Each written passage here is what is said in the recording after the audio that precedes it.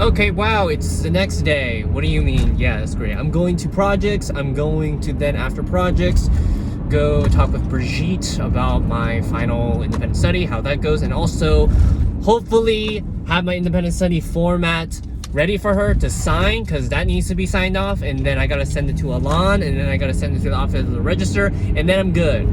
Also, the biggest thing that I've learned, you know, of yesterday, after eating food, and then just even today now, is that this. Pushing things off to the side is not worth your time. That's what I would say at the end of yesterday of what I learned, and I would say now, as of now, what I feel like I would learn. I feel like I've also been in the mindset as of yesterday a little bit and then today about this impending doom feeling now doesn't exist to me anymore. And like, what does that mean? It's not even procrastination. It's kind of a weird hole. Like there's like a hole in my body that I'm sort of like, don't worry about the deadlines. But not in a bad way, but more so in a way where it's like, you got this. Do it later. You're like, no. So what I did most of the time, honestly, was like yesterday, was figuring out card game mechanics for my game. That is not even related to any of my classwork. But at the same time, it made me more enriching in the idea of how I want to make my event arc cards and how I want to centralize around a story to create that in-depth, what's it called? Narrative or visual novel aspect to my card game that I think is very interesting.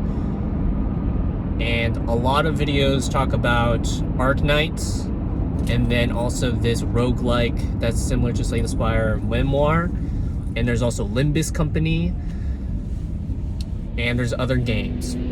But you know, I'm getting recommended the Arc Knights vibe. Like, the story of Arc Knights is good, and the ideas of gachas and why they always feel like they're supposed to be mid or like meh, or it gets better in the second half, that type of vibe. And what a conspirator has said is that the aspect of soft launching yourself into the game of a gacha, and with that idea of a gacha is it's supposed to alleviate the stress of understanding the systems, you know, not feel like your brain's going to be on overdrive when it comes to learning about the world that you're in.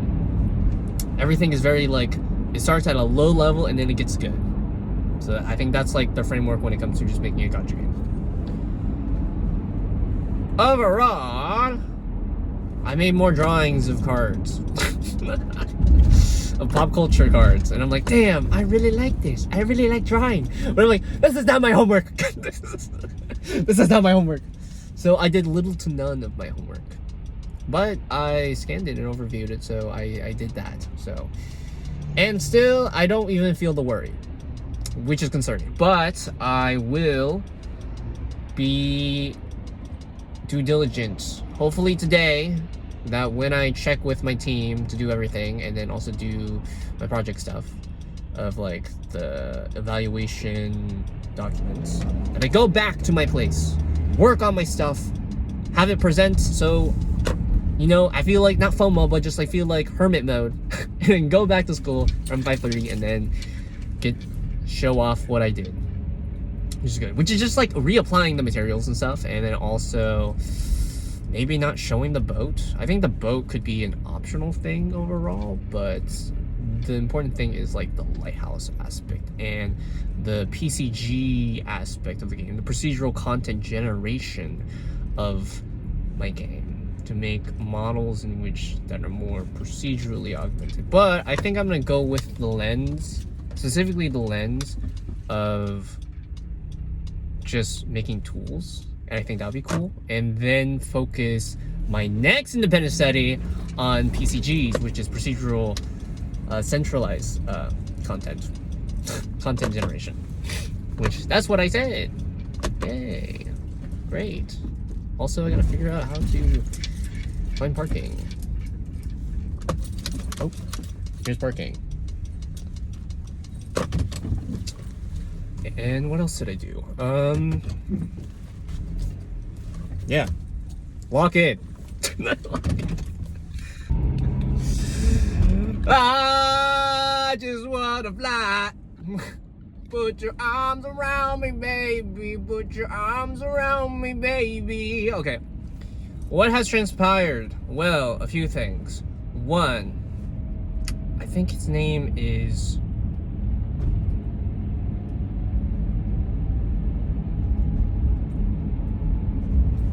His name is not Coker. Maybe Colin. Colin? I forgot. I'll put the name here. He visited the team space because Jax talked about Persona, and that Persona 3 is by far the most different than the other Personas. And the first Persona, kind of be whack, nothing too new. Persona 5, everyone knows. Persona 2 has 2 installments. We only focus on Persona 2, not the other Persona. That was out of context. But what I want to specifically talk about is what happened during projects. So I went there. There was very sparse people. We didn't do a leads meeting. I felt like I'm gonna do the baseball card, so I might as well just wait. And a lot of people at the time when they were going in there, they seemed like they were actually busy, like working in the engine, so I didn't want to interrupt them. Man, I kind of look hot as hell. I'm kidding. I'm kind of looking like Smexy right now. Anyhow, I waited until 3 to make them all do their work, and Jax also mentioned to Rowan, because Rowan was visiting, and he does check-ins with the teams, like, so how's everyone doing? And then Isaiah's being the realist to be like, you know, I don't know, we're not gonna get an installer today. It's like, that's fine, that's okay, just, you know, that's how projects are. And then Rowan talked to Jax and he's like, yeah, we're gonna still do the baseball cards. And I turned in my chair, I'm like, that's in 20 minutes. He's like running away, no. He's someone who doesn't like to talk about themselves, but it's fine. Anyhow, I did it with a few people. I messaged people initially on if they weren't there in person, what they have to do, which is that thing. Then I probably have to remind them about the reflection aspect of it, which is due December 7th this week.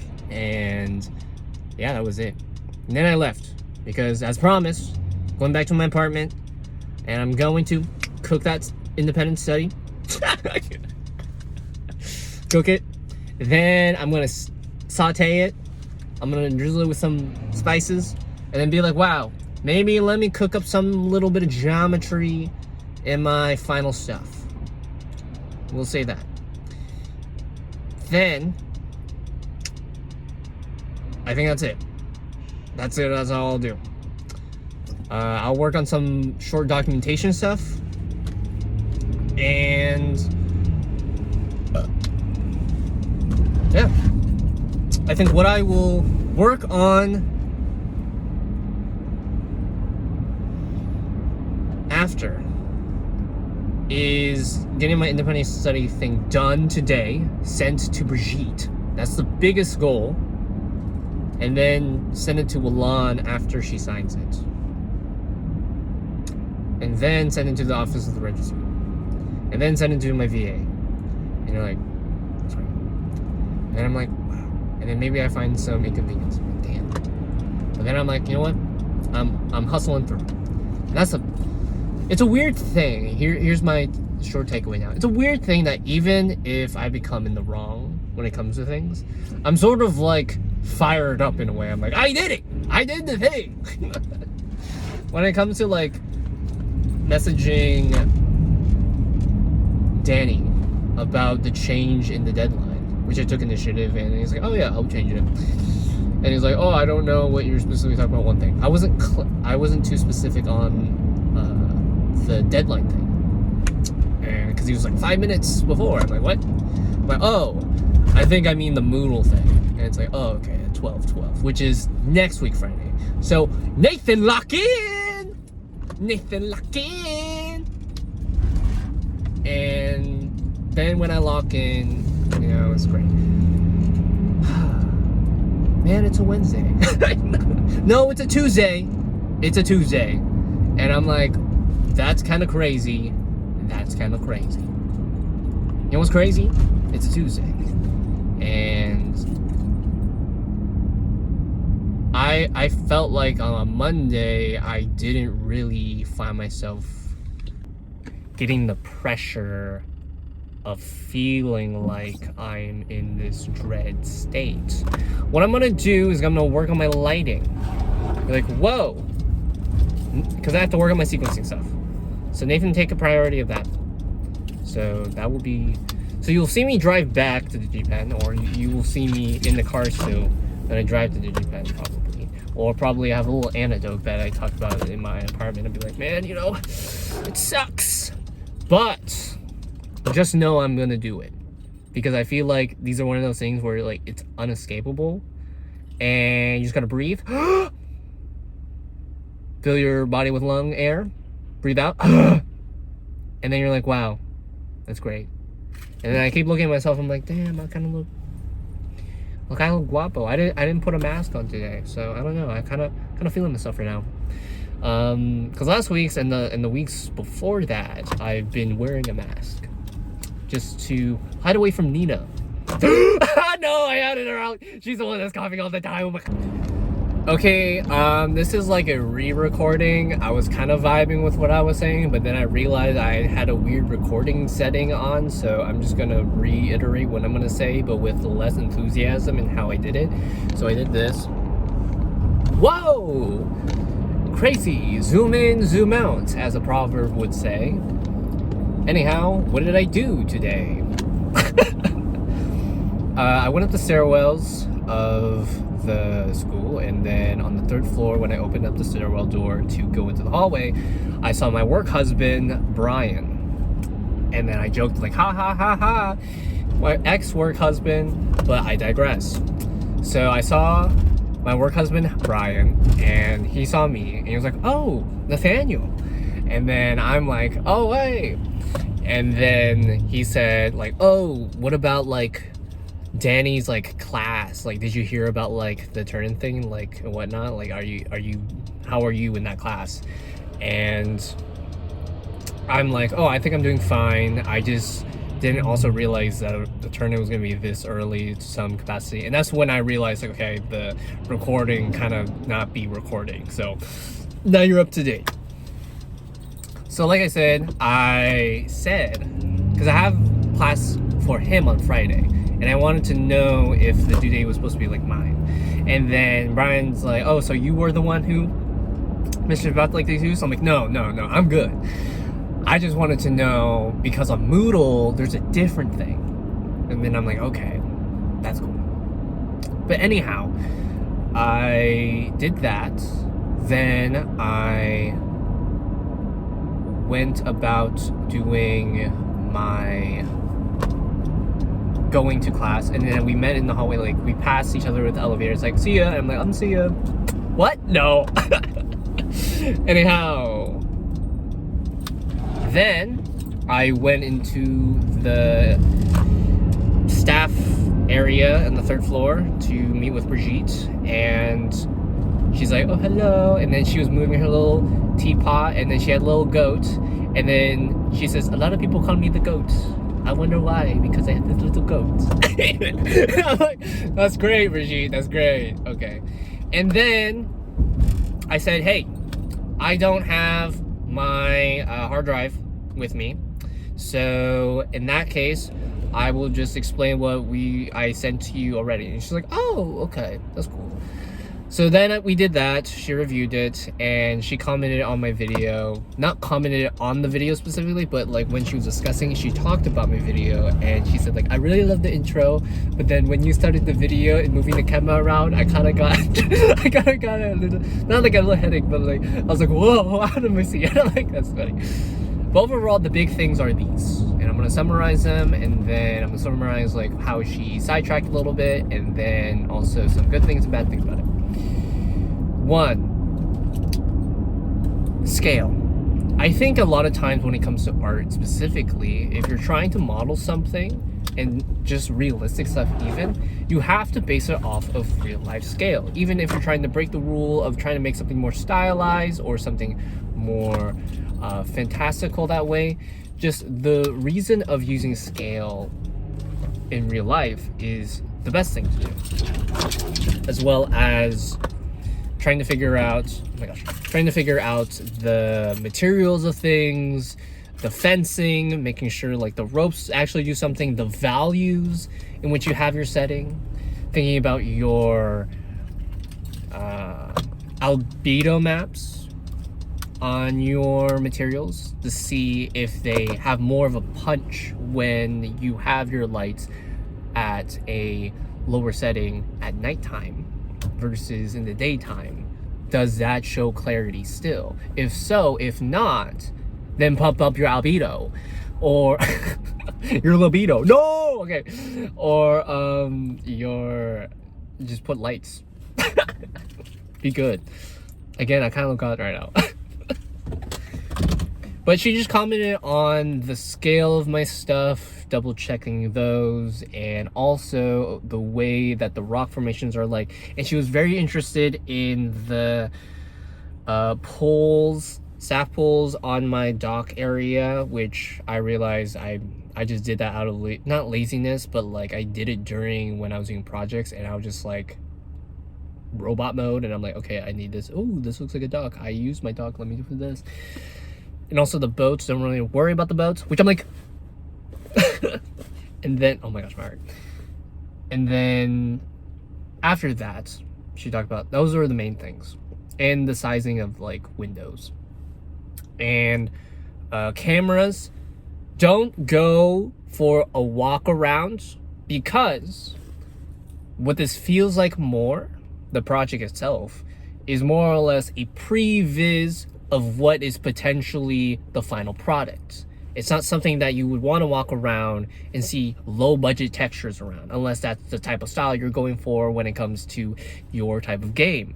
You want to be able to have something that you don't always have to have like a 4K texture, but it's just something that like feels like you are maneuvering around it in real life.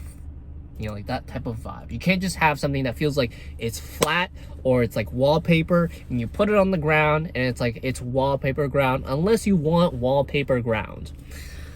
She didn't say that, I just said that right now. The wallpaper ground specific thing. But then, I'll pause. Then she talks about, this is our side tangent, about the rock formations on my seaport from the video that I sent her. And she was commenting about Oregon, which somewhere in Oregon of like a bay area she visited, which is the same lighthouse area. So I'm just going to narrow that down for me if I ever search it up. I had a yogurt. But yeah, she went around about that and a lot about clamming, of like how people would go out to like the low tide of the sea, and the low tide sea area is like very like pushy, very fast. And afterwards, it died down a little bit, and then I was like, okay, when is your next meeting and whatnot, and so.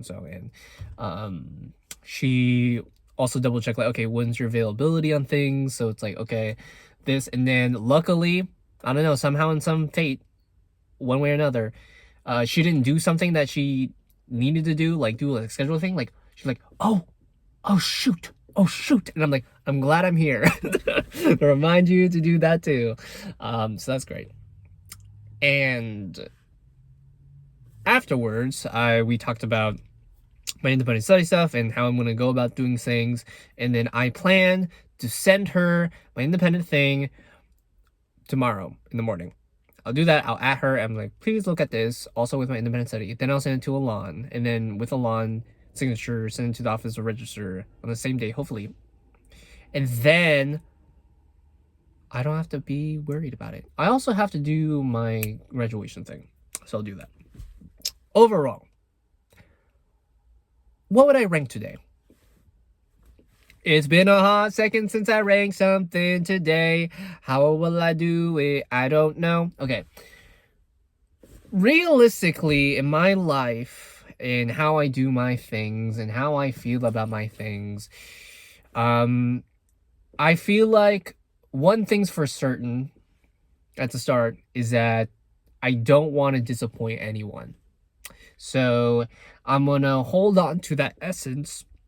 Again, the yogi. I want to hold on to that essence. Okay, if you want to know the yogurt, sponsor me.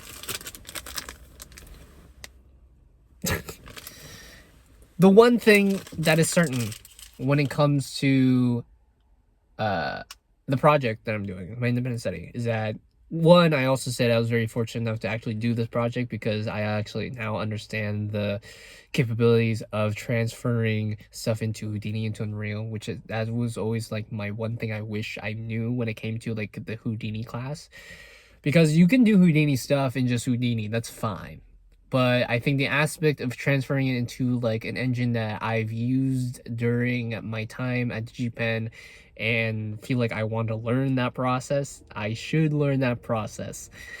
Even though it was like something that I had to learn on my own, it's just something that's very cool that you can just bounce off ideas from someone who is experienced, not just in the craft of Houdini, because she's more or less a very broader terms of like instructor, but just like getting to understand where they come from and their ideas, and they're just different perspectives on how you could go about something, but in a similar degree of what you are trying to do, which is nice. So I don't really regret it. I think at the end of the day, I think it's more or less, now that I'm going to work with her again, if I do so, then I have to be more upfront. I have to be more strict with myself personally than strict on her, because she's just someone who overviews it, which is like fine. But at the same time, I think I came with the ignorance that she would also be able to be someone who's like, hey, let's see.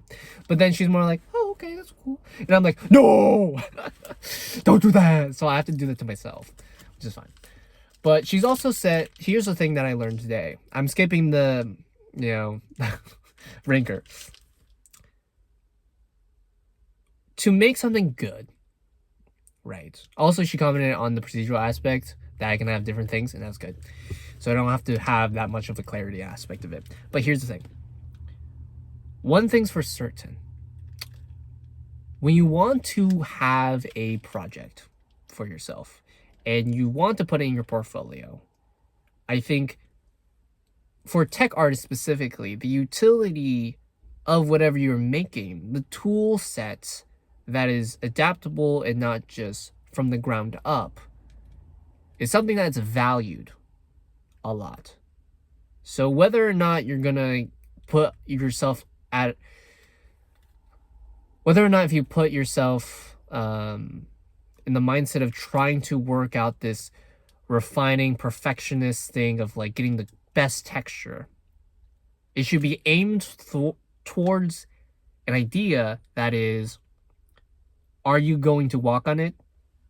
Are you going to show that as like the final product?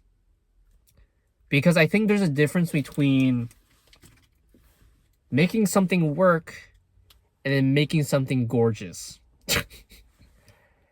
And whatever you decide to do, or whatever you decide to make, always try to link it with a question.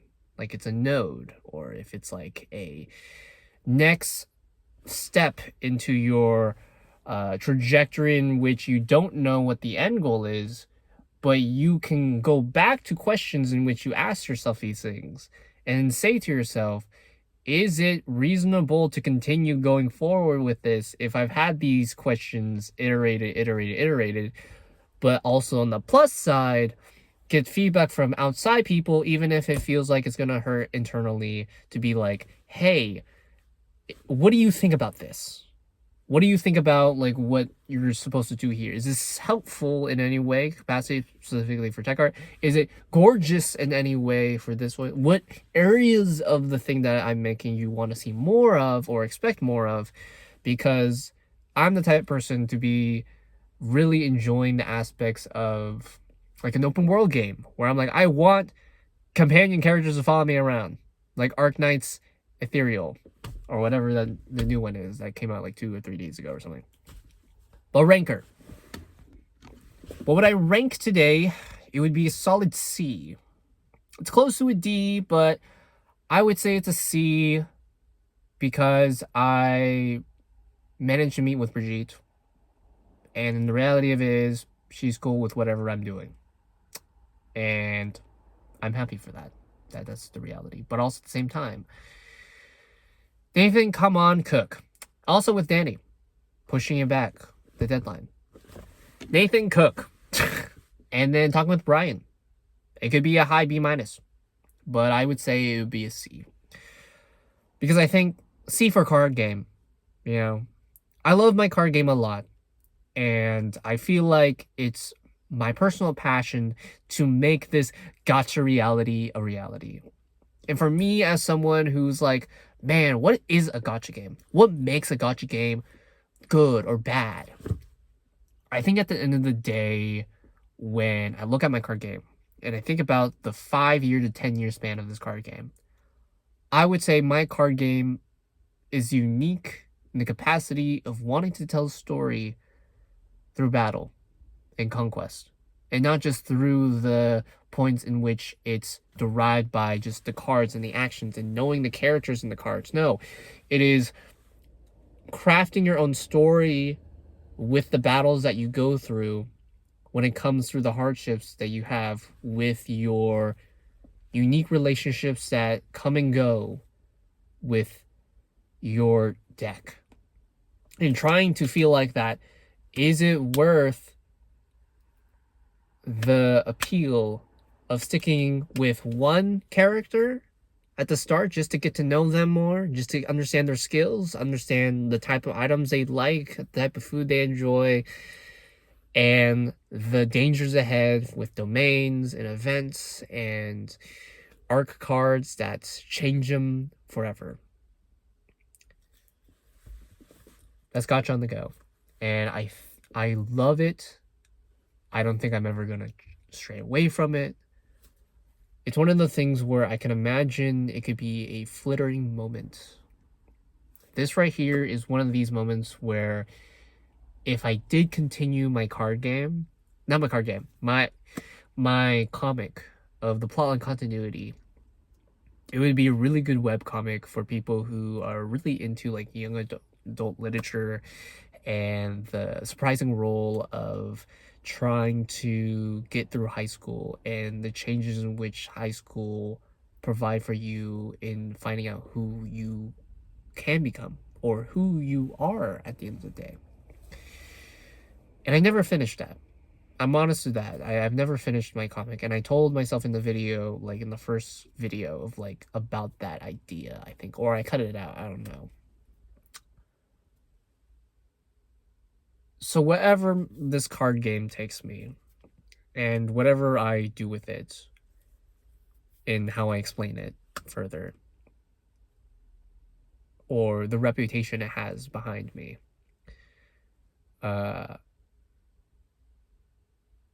I'm just someone that I really like to make a game in which you build a relationship with something and then it grows into something much more memorable than just the card game itself.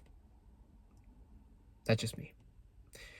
Hopefully that after this, I do my graduation thing, sign up thing, and do my independent study thing, and make sure I finalize something with my lighting assignment, and then find myself finding the expectations of trying to do my lighting assignment early in the morning, failing to do so, trying to work at it, and then seeing where it goes.